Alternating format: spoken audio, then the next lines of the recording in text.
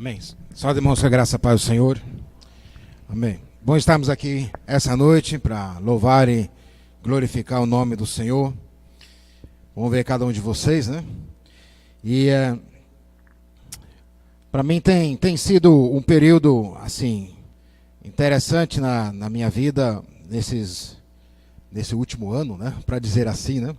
Deus tem trabalhado muito comigo naquilo que Ele está preparando, né? Sei que, para mim, como missionário, eu estou aqui como missionário da Noruega, aqui no Brasil, mas eu também me sinto como brasileiro, né? Nasci e cresci no Brasil, né? Aí, a minha infância toda, até meus 15 anos, foi aqui no Brasil, né? Retornei para o Brasil como missionário em 2000, ano 2000, vai fazer agora, já fez 18 anos, agora no mês de julho vai fazer 20 anos que eu fui consagrado como missionário lá na convenção na Noruega. Mas a gente chega em um momento que a gente sente que, e agora, né, Senhor? Né? E agora? Então, Deus está trabalhando nas nossas vidas, né, sabendo que, não sei, né, se o nosso tempo está próximo de encerrarmos a nossa, vamos dizer, a obra aqui no Brasil. E para mim isso é muito difícil, né? Porque para mim foi difícil chegar ao Brasil. Para aqueles que conhecem um pouco a minha história, sabem que eu nunca quis ser pastor, né? Nunca missionário. No dia que Deus me chamou para a obra, para mim foi o pior dia da minha vida como adolescente. Porque eu não queria estar na obra. Porque eu vi o que meus pais passaram, as dificuldades da obra, né? Mas eu tive o meu encontro pessoal com Cristo. Isso transformou a visão do que é viver para Cristo. Então, que a obra ela não se tornou um peso, mas um privilégio. Tem dias que é difícil, né? É claro, né? Mas é mais aquele privilégio de poder seguir ao Senhor, servir ao Senhor. Nós estamos nesse processo, né? Senhor, o que tu queres? Conversando com nossas igrejas lá na Noruega, ainda hoje, né?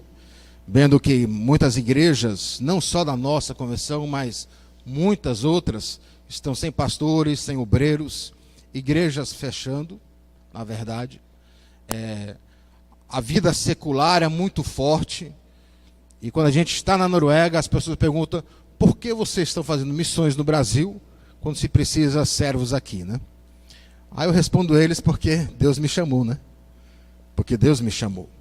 Mas a gente chega e sente que o momento está surgindo que Deus vai modificar alguma coisa, não esse ano, né, mas provavelmente para o próximo ano, que vocês estejam orando, né, por nós. É um processo muito difícil, porque eu não quero, assim, eu estou compartilhando isso aqui porque eu sinto, eu estive orando hoje sobre isso, né, quanto eu vou compartilhar, porque eu não quero ser guiado pelas necessidades.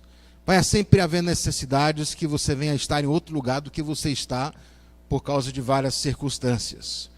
Então, se eu for para a Noruega, vai uma necessidade maior de eu estar na Espanha ou Portugal, porque a quantidade de evangélicos lá é o que? 0,75% a 0,9% de evangélicos, como sempre, na França. Então, há sempre outros lugares que precisa mais, mas eu quero ser guiado pela vontade do Senhor. Porque quando você faz a obra, você entra para fazer a obra com a família, com a vida e com tudo, né? Então, por isso, requer, vamos dizer, o descanso diante do Senhor e a segurança daquilo que o Senhor tem colocado diante de nós. Então, para mim, isso aqui, no momento do meu ministério, é uma mudança. Vamos dizer, não a mesma luta, mas é a mesma batalha. A gente sente uma batalha no interior como se fosse no dia em que Deus estava ali me desafiando. Agora eu vou para o Brasil, não mais como filho de missionário, mas como missionário, né? E agora vamos ver o que Deus ele quer para nós. Aqui é um ano e meio à frente, né? Então, estejam orando por mim, por Eva, por Davi, né? Nesse sentido que Deus venha fazer a vontade dele. E essas palavras, na verdade, dá muito bem em conta dentro da mensagem também de hoje, diante de um pastor, missionário, obreiro, né, que deixou tudo, né?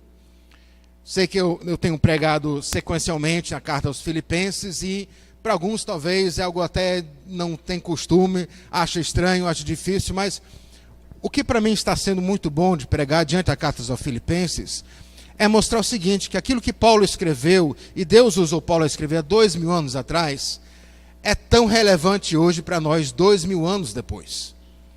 Nós estamos vivenciando aquilo que eles vivenciaram. E os conselhos que Paulo traz para o viver cristão é universal. Ele abrange todas as culturas, todos os povos, todas as nações dos filhos de Deus. E em todos os tempos. E Paulo aqui então preso em Roma, que é a primeira, vamos dizer, prisão dele é em Roma, né? Ele está em cárcere privado, ele está em outras circunstâncias, não é quando ele escreve a carta ao 2 Timóteo, em que ele está, na verdade, vamos dizer, na carceragem, em que ali ele realmente está num momento mais, ou uma situação mais difícil. Mas ele está numa situação em que ele está preso, e ali ele usando o momento para pregar o evangelho aos guardas pretorianos, com aqueles que os visitaram, e assim, ele escrevendo a carta então aqui aos Filipenses, a igreja em Filipos, que fica ali no norte da Grécia, na área Macedônia, que é a entrada para, vamos dizer, o portal para a Europa, quando você vem da Ásia, da Turquia. E ele escreve, como eu tenho dito, como eu tenho pregado sobre isso aqui já desde outubro, né? Ele escreve uma carta sobre a alegria, né? Alegrai-vos no Senhor. A alegria está presente no Senhor. Mas o essencial na carta não é a alegria. O essencial, o principal da carta é Cristo. A vida em Cristo. Em que ele, o foco dele é a vida completa em Cristo. Então a alegria é unicamente um fruto da vida que ele tem com Cristo. Não é uma alegria imposta a ele, que agora você tem que se alegrar, e não é aquela alegria que vem de dentro. E aqui nós estamos no capítulo 3, já no final do capítulo 3, estamos nos aproximando do final dessa carta aos Filipenses. Mas como eu estava dizendo, para mim é um momento em que Deus tem usado essa carta também para, na verdade, amadurecer certas coisas na minha vida. Então, e mostrando que a palavra de Deus ela é viva. E ela fala para crentes que vivem hoje. E a palavra de Deus ela fala para você que está aqui hoje. Ela fala para mim hoje, 2000 anos depois. Eu não tenho nada a ver com Filipos, eu nunca fui à Grécia, não conheci Paulo, né? Mas você vê como a palavra de Deus, ela é viva. Ela é diferente de qualquer outra palavra que os homens escrevem, que os homens falam, que ali morre e ali fica por isso mesmo. Mas a palavra de Deus, ela é viva, ela cria algo em nós, através do Espírito Santo. Então a palavra que vamos compartilhar nesse momento, nessa noite, está aqui em Filipenses capítulo 3, a partir do versículo 17 até o versículo 1 do capítulo 4.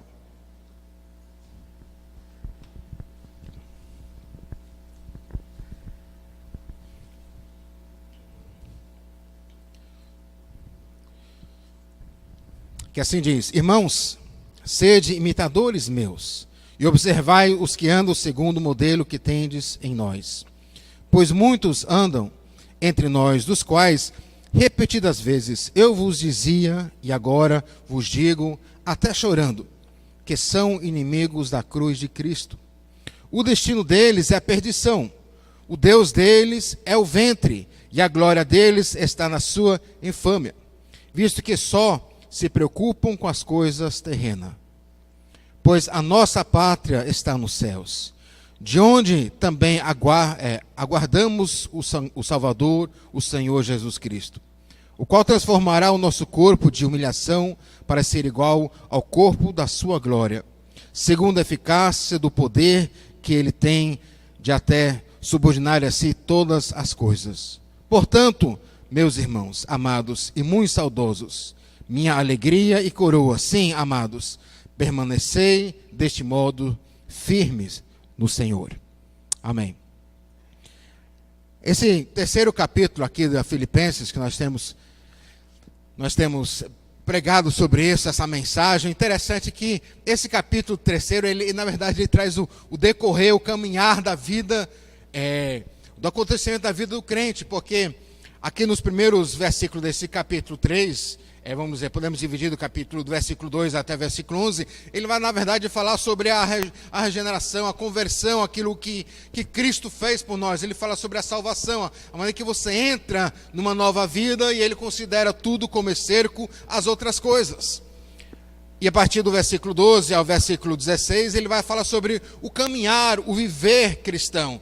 Que ele diz, esquecendo-me das coisas que para trás ficam e avançando para os que adiante de mim estão. Então ele fala sobre o caminhar, o viver cristão, o foco da vida.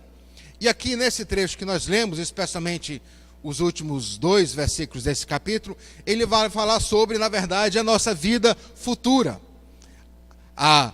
Quando Cristo voltar, a nossa glorificação, momento em que a salvação será por completo. Então Paulo, ele escrevendo aqui a carta aos Filipenses, ele não está escrevendo uma carta dentro de um vácuo, dentro de pessoas que não sabem de nada, mas eles estão vivenciando algo. E ele aqui, como nós começamos aqui nesse texto, você vai ver que ele vai falar sobre a questão do caminhar, como ele tem falado no versículo anterior, no versículo 16, fala sobre o caminhar do crente, o viver do crente. Ele diz assim no versículo 16: todavia andemos de acordo com o que já alcançamos. É a questão do caminhar. O caminhar da vida do homem. Aí ele vai falar aqui sobre o caminhar do inimigo de Cristo. Vai falar sobre o caminhar, na verdade, do cristão, e aonde leva o caminhar da vida cristã, e aonde leva o caminhar da vida, na verdade, do inimigo de Cristo. Mas primeiramente ele fala aqui, ele traz algo aqui no começo desse versículo que nós lemos, algo que é muito interessante, né? Ele fala sobre ser imitador. Ele fala sobre ter alguém como referência na sua vida. E ele diz, olha, eu quero que vocês tenham a mim como referência, né? Vocês olham para mim, usam a mim como referência. Por quê? Porque haviam muitos outros que estavam chegando, outros líderes, que na verdade, em vez de levar a Cristo, estavam levando para a lei judaica, para uma vida diante da lei. E é claro, ele aqui, na verdade, falando para os seus amados filhinhos, né? Diz, olha, sejam meus imitadores. Não sei se a gente tem coragem de dizer isso, né? Tem coragem de dizer para alguém, olha, você pode me imitar. Quer ser um bom crente, me imita. É mais fácil dizer, olha, não faça o que eu faça, mas faça o que eu digo, né? Então, quando Paulo lhe fala isso, ele se coloca diante de pessoas que conhecem ele, mas mostrando a integridade na vida do apóstolo Paulo, fazendo com que ele tenha, a verdade, a autoridade de dizer essas coisas, pedindo que eles possam, na verdade, usar ele como referência do viver cristão, referência da vida cristã. Sejam meus imitadores na questão de atitude, valores, forma de viver. Em 1 Coríntios capítulo 11, versículo 1, ele diz mais ou menos a mesma coisa, né? Que ele diz aqui, sejam meus imitadores como eu sou de quê? De Cristo, né? Mostrando a referência dele. Não é que Paulo vai substituir, Paulo agora vai tomar o lugar de Cristo para os irmãos em Filipe, não é isso. Mas ele mostrando a referência da vida dele. Ele está querendo viver assim como Cristo. E por isso ele tinha autoridade de dizer isso. Quero dizer para você que é crente, que vocês e todos nós precisamos referências de homens e mulheres crentes saudáveis em nossas vidas. Nós precisamos de pessoas em que nós possamos espelhar e dizer, eu quero ser um homem assim, eu quero ser uma mulher assim, eu quero chegar a esse ponto de vida, eu quero também ter esses frutos na minha vida. E aí você pode ter pessoas como referências, pessoas vivas, ou pessoas que já faleceram, pessoas mortas. Uma das coisas que eu mais gosto de ler, na verdade, são biografias de homens e mulheres de Deus, que viveu nesse século passado, ou retrasado, ou seja, quando for, mas homens e mulheres que viveu pela vontade do Senhor, com a vida entregue ao Senhor. Como você lê, na verdade, sobre esses grandes, vamos dizer, os avivalistas da primeira ou segunda ou terceiro grande avivamento dos Estados Unidos, no século 17, 18 e 19, você vai ver que quando você lê as biografias desses homens sendo usados por Deus, você é desafiado, porque você vê que são homens que, na verdade, vivem uma vida completamente entregue ao Senhor, querendo viver para Ele. E ver tudo que eles passam, mas ao mesmo tempo o que Deus faz através da vida deles. Então quero dizer para você, compre livros que, na verdade, biografias de homens e até mulheres que eram pessoas cristãs, crentes, que viviam para Cristo, como para trazer isso como uma referência na sua vida e ver como você pode viver. Uma pessoa que foi referência na minha vida, na minha adolescência, né, assim, com meus 17, 18 anos de idade, foi o meu avô, o pai da minha mãe. Ele foi pastor e missionário no norte da Noruega, que não diz muita coisa para muita gente aqui, né? Mas lá no norte, na Noruega, na região da minha esposa Eva, tem um povo chamado povo lapono, que é uma outra, vamos dizer, povo indígena norueguês, né? Mas que eles têm totalmente outros costumes. Ali então, a Noruega investia muito, as igrejas, em missões ao povo lapono. E o meu avô, ele foi então para o norte da Noruega, e ali pregando o evangelho. Era um local muito difícil, porque, imagina, são 2 meses sem sol, né? No inverno e no verão, que é agora lá, né? São 2 meses, o sol não se põe, né? Então, o sol 24 horas, né? Eu me lembro que eu disse isso quando eu cresci em Manaus, né? Aí estava estudando num colégio chamado Ida Nelson. Aí o professor de geografia falando sobre a questão do sol, a pôr do sol e tal. Aí eu tinha o quê? Uns 12 anos de idade. Eu fui dizer que na Noruega tinha uma região lá no norte em que era 2 meses sem o sol nascer e 2 meses que o sol não se pôr. Aí ele me colocou de castigo depois da sala, porque eu estava inventando, falando mentira, né? E a minha mãe, quem conhece ela, né? Ela é meio braba, né? Ela é lá do norte, da região da Noruega, que o pessoal lá do norte são meio brabo. Quando ela ficou sabendo disso, ela pegou os livros de geografia que a gente tinha lá em casa e tal. Ela foi lá na diretora da escola e disse: olha, que professor é esse de geografia que não sabe sobre essas coisas? Ela foi chamar o professor e mamãe deu uma lição de geografia nele, né? Que ele ficou bem envergonhado, né? E eu ainda mais, né? Porque eu estava sentado ali no meio, né? Mas meu avô, então, ele era missionário naquela região. Região que no inverno atinge 40 a 45 graus negativos. Então, a referência nele para mim era porque quando ele me contava histórias dos anos 40, da Segunda Guerra Mundial, em que os nazistas tomaram a parte da Noruega e o norte da Noruega, no final da Segunda Guerra Mundial, estava para sendo ocupados pelos os soviéticos.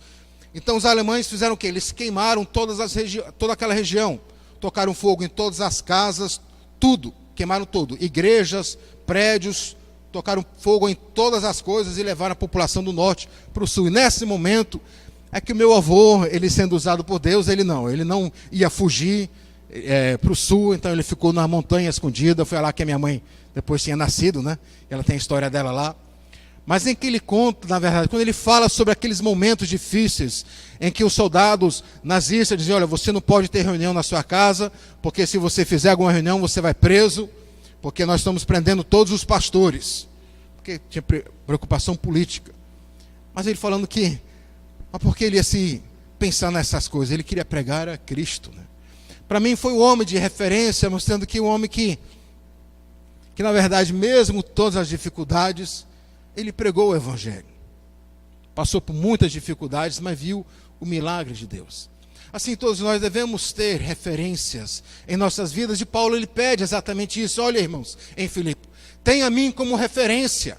Veja o que eu vivi com vocês. Vocês conhecem a minha vida. E tenha a mim como a referência no caminhar do viver da vida. Porque ele diz aqui, nesse versículo que nós lemos aqui, no versículo 17: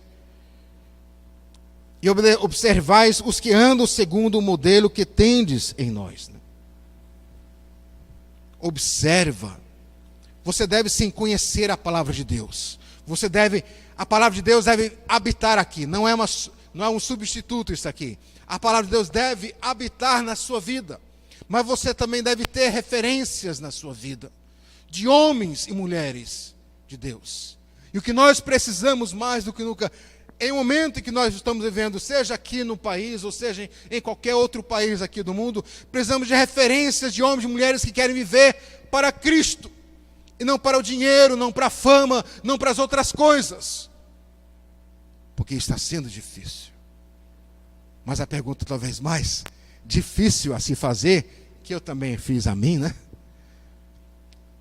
Eu posso dizer a alguém que você pode usar a mim como referência? será essa é a minha vida, né? Como é que está a nossa vida? Você tem coragem de dizer, não, você quer ser um crente fiel?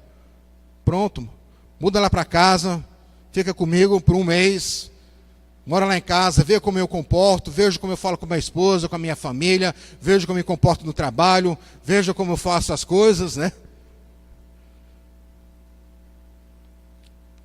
Deus, Ele quer que nós podamos ser assim como Paulo. Que nós tenhamos uma vida íntegra. Isso quer dizer o quê? A vida que eu tenho aqui no púlpito, eu tenho que ter também em casa. Eu tenho que ter no prédio que eu moro, na rua que eu moro. As pessoas que me conhecem a minha vida por ser íntegra. Isso é muito difícil. Por isso que a carta de Paulo aqui é tão maravilhosa, porque ele fala o tempo todo sobre Cristo, né? Uma vida entregue a Cristo, né? Para mim, o viver é Cristo e o morrer é o lucro, que ele diz no capítulo 1 desse livro. Mas a questão do viver é Cristo. Cristo tem que ser tudo para mim, para que eu possa viver a vida que Ele queira, que Ele quer que eu viva. E aí ele vai, no versículo 18 e 19, ele vai falar sobre aqueles que andam, não como referência, mas andam como inimigos da cruz. É uma expressão muito forte, né? Como você vai falar sobre andar como incrédulo, andar como não crente, mas você vai falar como inimigo da cruz. Então é uma posição, né? É algo muito forte que Paulo fala aqui sobre essas pessoas. E essas pessoas, ele diz assim, aqui no versículo 18: pois muitos andam entre nós. Que diz o quê? Então Paulo não está falando de pessoas fora da igreja, né? Ele está falando de pessoas que estão dentro da igreja em Filipe. E ele diz, olha, eu até adverti sobre eles, muitas vezes. E agora eu vos digo, até chorando, aí você vê que Paulo ele não fala com ódio, com rancor, com esses falsos crentes, mas ele fala com uma lágrima, um choro. Por quê? Porque ele pregou a essas pessoas. Porque ele sabe quem são. Receberam a mensagem da cruz, mas não se convertem. Estão ali no meio. Professam Cristo, mas não tem Cristo em sua vida. Diz que é crente, mas não é. Faz toda a parte religiosa, sabe até orar direitinho, sabe fazer as coisas certinho, mas a vida não está lá. O que o apóstolo fala sobre esses são homens ou pessoas que estão ali no meio, no seio da igreja. Sei que muitos comentaristas, vários, não muitos, mas vários, eles ligam a esses inimigos da igreja, inimigos de Cristo, como os judaizantes, quer dizer, aqueles falsos mestres que nós vemos aqui no começo desse capítulo 3 aqui, que veio à igreja, que era judeus, mais ou menos cristão, que queria, na verdade, que o gentio, para se converter a ser crente, ele primeiro tem que se circuncidar, tem que se tornar um judeu, para depois se tornar crente, né? Então, era contra esse que Paulo tinha pregado nessa carta. Mas eu creio que aqui nesse momento não é sobre os judaizantes, mas é um outro grupo de crentes. Vamos dizer crentes, né? Dentro da igreja há sempre uma batalha dentro do pregar o evangelho. Porque você tem aqueles que querem viver pela lei, unicamente pela lei. E que você só é salvo nem quase pela lei. E tem aquele outro grupo que é outro radical. Que é os que vivem na libertinagem. Você é crente, mas você vive como você quer, você faz o que você quer, você vive de qualquer jeito. E é esse grupo que eu creio que Paulo está falando agora. Sobre um grupo que vive dentro da igreja e vive de uma forma imoral. E vive de uma forma qualquer. E que eles dizem assim, na verdade aqui que vamos dizer que eles professam a Cristo, né? Mas não tem Cristo, não o possuem. Cristo não é o Senhor da sua vida. Aí ele fala, são inimigos da cruz, no sentido que eles, na verdade, eles negam a autoridade, a obra da cruz. Pregando, vamos dizer, uma outra maneira de viver crente. Qual é a outra maneira, vamos dizer, de viver crente? Aquele aqui que não existe, né? Você nasce de novo ou não nasce de novo. Você não tem como entrar no reino de Deus de outra forma, de outro jeito. Mas qual é a outra forma? É você, na verdade, você ir à igreja, você diz que é crente, mas vive como você quer. Assim como os judaizantes pregando outro evangelho, que era você segue a lei judaica e assim você vai ser salvo pela lei, não mais pela graça, é claro. E esse aqui, na verdade, usando graça como uma desculpa para viver de como quer. Dentro desse contexto, só para pegar um pouquinho assim, contexto histórico, cultural, Filipe fica na cidade, é uma cidade, na verdade, romana, né, mas fica na Grécia. Mas todo o Império Romano, especialmente a parte do norte do Império Romano, que pega desde, vamos dizer, de Portugal, França, aí vai até Turquia, desce uma parte da Palestina, toda aquela parte, ela tinha uma influência muito forte, ou foi influenciado muito forte pela filosofia grega de visão de matéria e espírito. A visão secular, ou a visão que eles tinham do mundo e da sociedade. Vamos dizer, no hemisfério sul do Império Romano, que pega a parte especialmente do Egito, e que vai no sentido até a Pérsia, eles eram influenciados muito mais pelas filosofias persas que vinham. Então eles tinham outra conotação que mais tarde na história da igreja você vai ver, estudando isso, você vai ver como ela puxa de um lado, puxa do outro. Mas aqui dentro, você vê então, esses pessoas de Filipe, eles tinham então uma mentalidade grega. E a mentalidade grega, ou a mentalidade romana, é que eles diferenciaram a questão espiritual e material. A questão espiritual é uma questão, vamos dizer, mais pura. A questão material, o que é matéria, o que é o nosso corpo, todas as coisas, são coisas impuras. Por isso, os deuses gregos e os deuses romanos, eles ficavam numa esfera espiritual. Eles não se misturaram com a matéria. Por isso que quando Paulo ele prega em Areópagos, ali em Atos capítulo 17, eles ficam chocados, porque Paulo ele vai dizer que Deus se fez homem. O choque deles foi que aquilo que é espiritual, aquilo que é puro, se tornou matéria, na verdade, que é algo impuro, que é falível, que não tem vida. Né? Para eles era algo absurdo. E por isso que chocou eles também, é claro, dentro da sua, vamos dizer, cultura religiosa. Então, os filipenses, eles vieram também de uma cultura. E se converteram trazendo as suas culturas. Né? Então, dentro da igreja, aqui das cartas paulinas, você vê, juntamente com o evangelho de João, você vê especialmente isso também, com as cartas de João, você vê a luta da igreja contra uma corrente chamada gnosticismo. Que eles diferenciaram a questão de matéria e espírito. Fazendo o que então? Se eu sou salvo, então a minha matéria eu posso fazer o que eu quero. Tinha uma parte que era ascética, que é o quê? Que castigava o corpo, né? E tinha outra parte que era libertinagem. Porque o corpo é corpo. Quem vai ser salvo é meu espírito, né?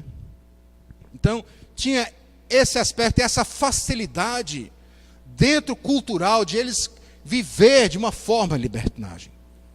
Mas quando Paulo ele fala sobre esses inimigos da cruz, eles não são crentes, vamos dizer, meio falhos, não é que eles são crentes que são meio recaídos.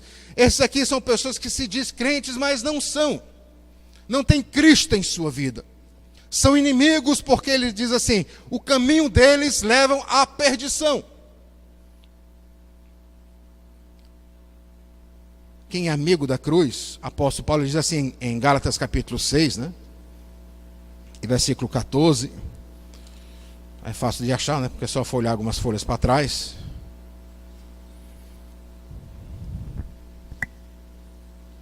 Que é amigo da cruz, ele diz assim: mais longe está de mim gloriar-me, senão na cruz de nosso Senhor Jesus Cristo, pelo qual o mundo está crucificado para mim e eu para o mundo.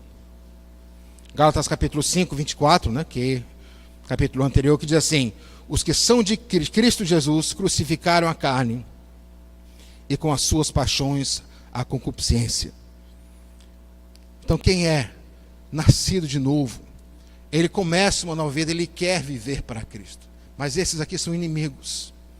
E o que é que eles fazem, né? Esses inimigos. Paulo diz que então o destino deles, o caminho deles, levam à perdição.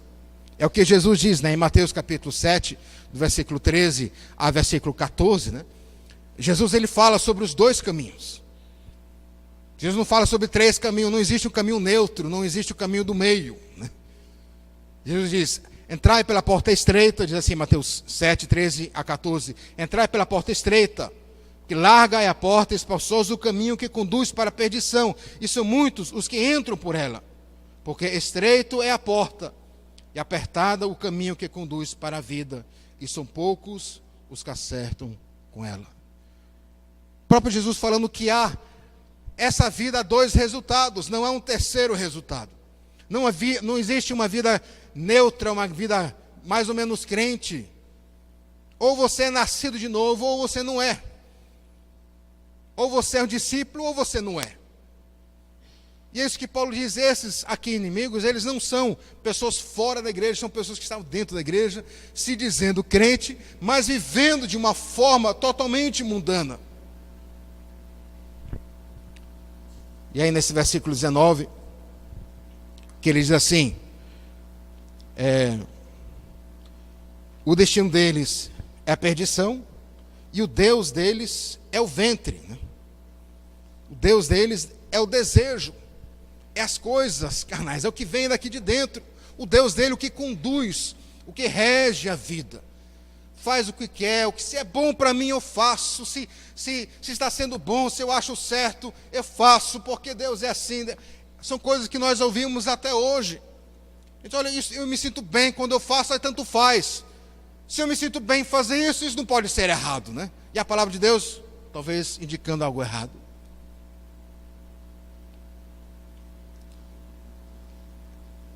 O Deus é o ventre, pessoas guiadas por, vamos dizer, os desejos, as paixões dessa vida, né? Em Romanos capítulo 16, que na verdade é um texto quase paralelo a esse aqui, quando Paulo fala sobre essas coisas, versículo 17, versículo 18, mas claramente, principalmente, aqui o versículo 18, o apóstolo Paulo, ele diz assim: rogo-vos, irmãos, que noteis bem aqueles que provocam divisões e escândalos em desacordo com a doutrina que aprendestes. Afastai-vos deles, porque esses tais não servem a Cristo. Quem são esses aqui que estavam ali? São esses aqui, novamente, os judaizantes, pregando, na verdade, um outro evangelho, um evangelho pela lei. Você tem que se tornar judeu, você tem que seguir a lei, você tem que seguir a lei mosaica para você entrar no reino de Deus. Então a graça de Cristo não é o suficiente, a obra da cruz não é o suficiente, você tem que acrescentar algo à obra da cruz. Então é esses que Paulo está dizendo, olha, se afasta deles. E aí ele diz assim: eles não servem a Cristo nosso Senhor, e sim a seu próprio ventre, e as suas suaves palavras e lisonjas, enganando o coração dos incautos, né? O que é aqui? O próprio ventre. O Senhor não é Cristo, mas o próprio ventre. Quer dizer o quê? Os desejos. Os desejos. E nós vivemos uma sociedade que, na verdade, o homem sempre foi, na verdade, desde a queda do homem, o homem foi pecador, né? Sempre foi, na verdade, guiado pelo pecado.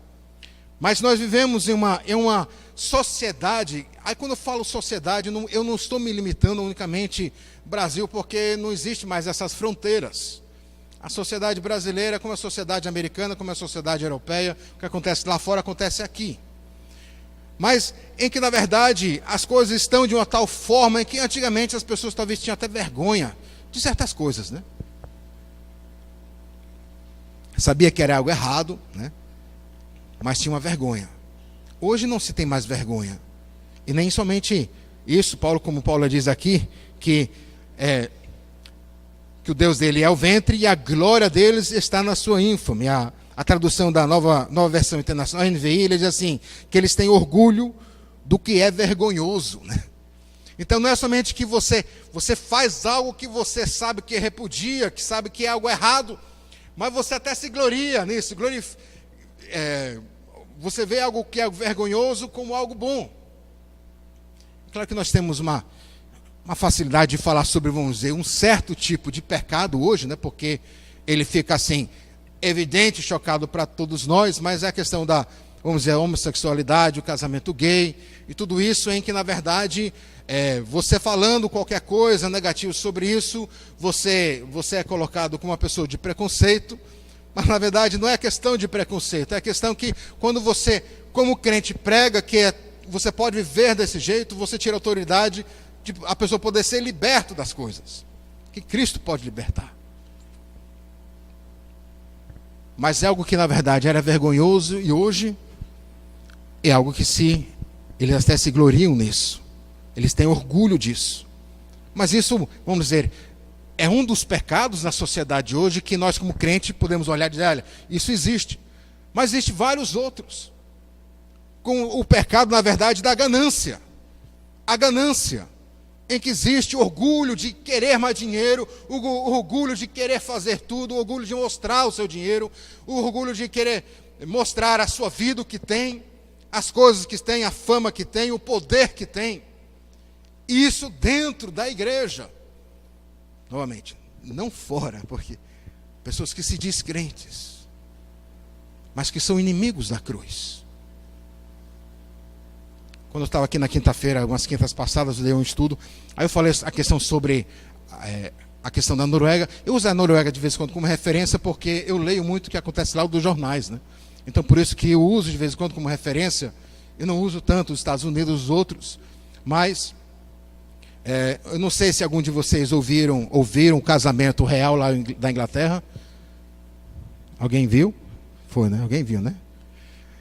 Alguém ouviu a pregação, a mensagem? Certo. Ela foi extremamente muito elogiada no mundo inteiro, né? Ele falou sobre o amor, Deus quer que você ama seu próximo, Deus que ama seu, Deus é assim, Deus gosta disso, que você faça isso, né? Então todo mundo elogiou Deus amor, mas mas em nenhum momento ele falou sobre a nova vida, o arrependimento, para poder viver esse amor. Ele falou sobre o amor como algo que você podia produzir de você mesmo, de qualquer jeito, de qualquer forma, e você ama como você quer, porque Deus aprova. Esse bispo que fez o casamento, que é o bispo da Igreja Anglicana Americana, ele foi, na verdade, um dos grandes bispos da Igreja Anglicana Americana, em que, na verdade, estava lutando pelo o reconhecimento do casamento homoafetivo dentro da Igreja Anglicana. Então, a igreja dele aceita o casamento homoafetivo, ele faz o casamento homoafetivo, casamento gay na igreja dele. Então é um homem que está todo mundo, toda a sociedade gostou dele, né? Aí tem alguma coisa errada, né? Porque a mensagem da cruz, ela tem uma, vamos dizer, um efeito nas pessoas. É que quando você recebe a mensagem, você não quer aceitar ela. Porque a mensagem da cruz, ela diz que você é um pecador. E que você precisa se converter, você precisa entregar a sua vida a Cristo. Você tem que reconhecer que é um pecador. E é claro, e aí se torna um escândalo, se torna algo estranho, porque a pessoa, vivemos numa sociedade em que se acha, na verdade, que não está tudo tão errado. Então, dentro do âmbito da igreja, que Paulo está falando sobre esses inimigos da cruz. Aí eu falando sobre a Noruega, eu falando sobre a igreja luterana norueguesa, que era a igreja do governo, que agora está, na verdade, se tornando desligado na questão do governo. Mas é a igreja, na verdade, que já faz vários anos que ela reconhece o casamento homoafetivo, ela reconhece que o pastor pode ser, a pastora pode ser gay, viver dessa forma, né? E que fala sobre Deus. Então, quando a sociedade ela vai procurar alguma coisa sobre os crentes, ela chama esses pastores, esses bispos luteranos, para falar sobre o que a igreja acha. E a sociedade toda está amando essa nova igreja. Só que aí a sociedade em si, ela fica cada vez mais hostil contra os outros crentes, que somos como nós, como eu, chamados como fundamentalistas, preconceituosos e até perigosos para a sociedade. Noruega, país, na verdade, protestante, hoje é um país que protesta contra Deus, por dizermos assim, né? Mas você vê que dentro desse âmbito que se dizem crente, mas que pregam outro evangelho, eu podia incluir esses pastores, esses bispos da igreja ali luterana, vários deles, não todos, mas vários deles, como inimigo da cruz. Inimigos da cruz. Porque eles pregam outro evangelho. Eles pregam que não há pecado, que Deus é amor, que no final Deus vai salvar todo mundo. Quem falou mais sobre perdição, o inferno, foi Jesus, né? Jesus que menciona mais do que todos sobre exatamente isso. E Jesus que fala que há 2 caminhos, não há 3 caminhos. Então quando Paulo ele fala sobre essas pessoas, são pessoas na verdade que eles têm a sua ganância, que o ventre, o desejo é o seu Deus. Eu vivo como eu quero e me chamo crente. São inimigos da cruz. Aí você vê, quando Paulo então falou sobre eles, ele não falou com ódio, não falou com rancor, não, mas ele falou com lágrimas. O quê? A perdição. Essas pessoas estão indo diretamente, estão dentro da igreja, ouviram o evangelho, mas estão indo para o inferno. A graça está sendo pregado, mas estão indo direto para a perdição. A lágrima de Paulo era sobre eles, mostrando o amor que Paulo ele tinha por todos eles. E diante disso, Paulo, enquanto esses possam se glorificar na sua ganância, então Paulo ele vai dizer que eu, longe de mim gloriar-me, senão na cruz do Senhor Jesus Cristo. Paulo queria se glorificar, ou gloriar em Cristo. E por final desse versículo ele diz assim, né, que eles só pensam nas coisas terrenas, né? São nas coisas imediatas, esses inimigos da cruz. Só aquilo que acontece agora, só aquilo que eu posso planejar para a minha vida aqui agora, pensando unicamente na pensão, naquilo que vem acontecer. Não quer dizer que isso é errado, não. Você tem que trabalhar, tem que pagar suas dívidas, tem que pensar assim na sua aposentadoria, mas isso tudo não deve ser a sua vida. Você vive aqui, mas você tem que viver para Cristo. O que traz a esperança para você, o que traz alegria para você, o que traz perspectiva de vida, não pode ser isso, tem que ser Cristo. Se não for Cristo, não tem sentido nenhum essa vida. Exatamente. Eles pensam só nas coisas terrenas. E aí, para pegar o final, aí o apóstolo Paulo vai falar sobre nós. E aí que ele diz, versículo 20, pois a nossa pátria, né? A nossa pátria está nos céus, de onde também aguardamos o Salvador, o Senhor Jesus Cristo. Colossenses capítulo 3, né? Versículo 1, falando aqui sobre essa esperança verdadeira, do crente que nasceu de novo, o crente que está caminhando diante das lutas e dificuldades, mas mostrando esse caminho maravilhoso. O apóstolo Paulo ele escreve aqui ao Colossenses capítulo 3 e versículo 1, dizendo assim, portanto, se fostes ressuscitados juntamente com Cristo, buscai as coisas lá do alto, de onde Cristo vive, assentado à direita de Deus. Pensai nas coisas lá do alto e não nas que são aqui da terra. Mostrando o foco, a minha vida, o foco, a minha esperança, não é o que o próximo governo vai fazer. Isso não quer dizer que eu não vou me envolver na discussão política, isso não quer dizer que eu não vou votar. Mas isso não quer dizer que a minha esperança, a minha vida, ela não está presa à questão política. A minha vida, o meu foco, a minha esperança está em Cristo. No caminhar que eu estou caminhando, na vida que tem me proposto, a vida eterna que eu tenho em Cristo Jesus. Aí de repente a perspectiva de vida se torna muito mais e bem além do que unicamente a questão de política que pode durar 2, 4 anos e muda, as questões dos países que mudam. Você se torna uma visão eterna. Você começa a ver ao mundo, à sociedade, não como o mundo e a sociedade vê, mas você vê o mundo e a sociedade como Deus vê. As coisas um dia encerrarão. Vai chegar um domingo em que não vai haver mais culto aqui na Ebenezer. As portas vão estar fechadas, né? Não vai haver mais. Haverá um dia em que não haverá mais essa praia de Piedade, Barra de Jangada, ou Candeias, Barra de Jangada e ali Boa Viagem. Haverá um dia que a nação Brasil não vai existir mais. Nem o continente, nem as coisas que nós nos apegamos. Haverá um dia em que você não vai precisar trabalhar mais. Que você não vai precisar estudar mais. Não vai precisar mais reclamar sobre a sua saúde. Não vai precisar pensar a questão de fome, emagrecer, né? Como eu faço de vez em quando, né?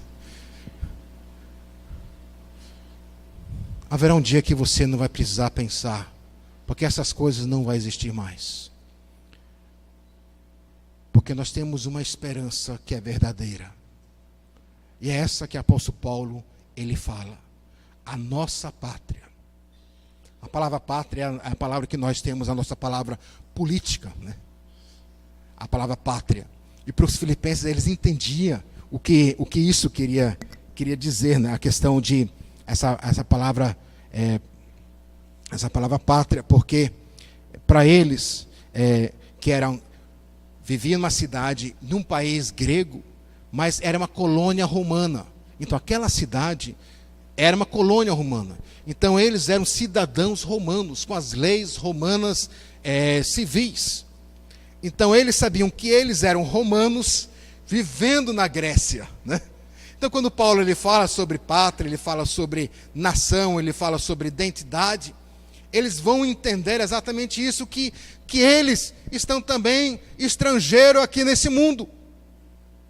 Se você é crente, nasceu de novo, você é estrangeiro. Como eu sou mais ou menos, né? Assim. A sua pátria não é mais aqui. É aquela pátria que nós estamos esperando no dia que o Senhor voltar. A nossa perspectiva não pode ser terrena, imediata. A nossa perspectiva de vida tem que ser eterna, porque assim você viverá para Cristo e não mais para as coisas que você tem ao seu redor, que você sabe que vai acabar um dia. E por isso que ele dizendo isso, a nossa pátria está nos céus, de onde também aguardamos o Salvador. Aí a pergunta que eu fiz para mim, né, quando eu estava trabalhando o texto, deixando o texto trabalhar comigo, né? A pergunta é: eu estou esperando o Senhor? Ou estou bem como onde eu estou? Eu estou esperando o Senhor, Jesus, voltar? Ou eu gostaria que Ele mais esperasse um pouquinho mais? Porque eu tenho alguns planos ainda que eu quero fazer, eu tenho alguns projetos que eu ainda quero fazer, né? É muito fácil nós temos a nossa esperança nas coisas aqui, porque nós vivemos aqui. Nós temos mais ou menos paz no país, né? Nós temos a liberdade de expressão, nós temos a liberdade religiosa. Mas como existem vários outros cristãos no mundo que são perseguidos, que não têm a liberdade de expressar, nem de orar, nem de ir para a igreja, porque se forem para a igreja, se reunirem, pode perder seus filhos, e o pior ainda, eles perdem a sua vida. Aí eles não têm o luxo de pensar como nós pensamos, no mundo ocidental livre, pensando nas nossas coisas, eu quero mais dinheiro, eu quero trabalhar mais, eu quero ganhar mais, eu quero ter mais isso, quero ter mais aquilo. E de repente a questão da volta de Cristo de repente se torna uma ameaça para os meus planos, porque eu tenho planos grandiosos, ou planos maravilhosos. Novamente, não é errado você planejar, você deve planejar. Mas errado é quando a sua expectativa é unicamente preso às coisas terrenas. Mas quando a sua a sua expectativa é de Cristo, começa a surgir uma oração no seu interior, porque você começa a se incomodar com o mundo em que você vive. Você começa a se incomodar e dizer: Senhor, até quando vou deixar as coisas acontecerem como acontecem, Senhor? Até quando nós vamos ter que suportar certas coisas, Senhor? Até quando o seu nome, Senhor, vai ter que ser envergonhado por certos inimigos da cruz? Por quanto tempo, Senhor, tu vai segurar isso até dizer que encerrou? O momento chegou. Para os primeiros cristãos, a grande parte deles, eles tinham uma oração, e era Maranata, era venha, Senhor, era uma expectativa: Senhor, venha. Senhor, nós esperamos por Ti, porque nós não suportamos mais esse mundo. Aí eu me lembro muito bem, não me lembro o nome desse pastor, acho que é pastor Yong Lee, ou sei lá, foi um japonês, não, um chinês, que passou mais de 20 anos preso na China, né? Ele escreveu um livro sobre isso, foi até muito bem vendido aqui no Brasil. Ele estava na nossa convenção na Noruega há uns 10 anos atrás. Aí ele falando para a nossa convenção, os pastores, líderes lá, né? Aí ele mencionando, né, que quando ele encontra e viaja pela Europa, viaja para os Estados Unidos, pregando o Evangelho, aí ele se incomoda porque ele vê os crentes livres. E não prega, não vive, não toma, vamos dizer, a autoridade de viver diferente. Aí ele diz assim, que vários dos líderes, pastores, olha, nós precisamos orar mais por China, para que a perseguição venha parar. Ele diz: não. Ora para que a perseguição aumente, porque a razão do avivamento na China é por causa da perseguição, porque lá só tem crente que quer viver para Cristo. Quando eu vejo vocês aqui, ele disse, eu oro por vocês, sinto pena por vocês, porque vocês não vivem aquilo que vocês têm em Cristo.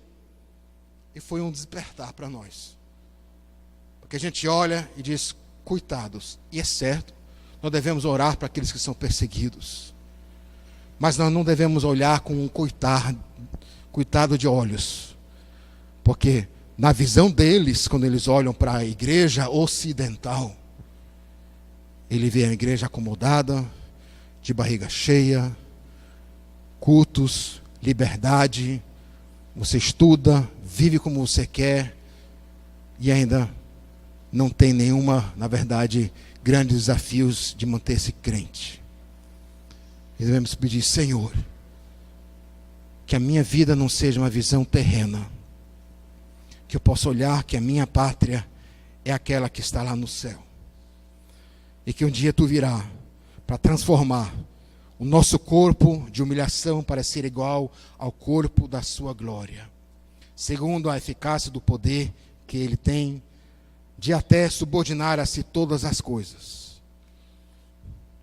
Só isso aqui é um estudo na questão da ressurreição, né? Eu sei que o pastor Adriano, ele deu isso aqui quando ele deu 1 Coríntios capítulo 15, né? Porque fala sobre a ressurreição. Mas você vê que nós temos um Senhor que até os mortos, o corpo já se decompôs, as pessoas foram queimadas nas fogueiras, morreram faz séculos atrás, mas vão ressuscitar das cinzas, ser transformados em novos corpos. Não vai precisar usar mais dentadura, nem óculos, né? Nem colorir mais o cabelo, né? Deus tem preparado algo maravilhoso para o seu futuro. Mas será se você valoriza Ele? Ou é algo que só fica para lá? Eu sei que quanto mais jovem você é, mais difícil é isso aqui. Na igreja que eu estava pastoreando na Noruega, em Moss, tinha um senhor de 92 anos de idade. Ele era homem de negócio, tinha feito muito negócio, mas era um crente extremamente fervoroso. Quase todos os cultos, ele chegava alegre. As pessoas chegavam no culto meio assim, né? Alguns estavam meio doentes, outros estavam meio assim, tudo com uma coisa de vez em quando, mas ele chegava com o olhar para cima, assim. Aí quando era o momento de, se alguém quer dirigir uma oração, né? Porque era uma igreja menor, aí ele se levantava e começava a glorificar a Cristo, dizer: Senhor, ó Senhor, como eu desejo estar contigo. O meu coração se alegra porque eu vejo o meu futuro estar contigo. E ele transmitia uma esperança. Não por causa da idade, porque eu já conheço ele há mais de 25 anos.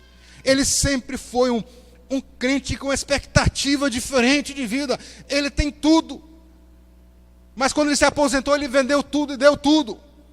Porque eu não preciso da minha riqueza. Eu quero só a minha aposentadoria para precisar o que eu preciso, mas eu quero viver meus últimos dias glorificando a Cristo. Eu quero viver uma vida para Cristo. Isso me comovia quando eu vi um homem desse que na verdade deveria ficar só calado e dizer, não, estou esperando chegar ao fim da minha vida para eu sair daqui. Não, mas ele expressava uma expectativa. Senhor, venha. Senhor, venha. Isso trazia um contraste para nós. A esperança, a expectativa. E no final, aqui no versículo 1 do capítulo 4, bem no finalzinho desse versículo, aí Paulo dá esse conselho aos seus irmãos, seus filhos em Cristo, que também nós somos, né? Nós somos resultados daquilo que Deus ele fez através do apóstolo Paulo há 2000 anos atrás.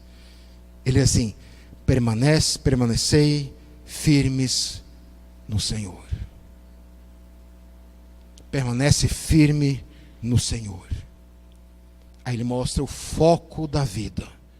Permanece firme no Senhor. Não se deixa ser levado para as correntes, para as coisas do mundo, pelo que a Bolsa Família, pela pensão que dá ou não dá, que as coisas que vêm, vai e vem na sociedade, pelo cartão. Não deixa que as coisas desse mundo sejam o foco da sua vida. Permanecei firmes no Senhor.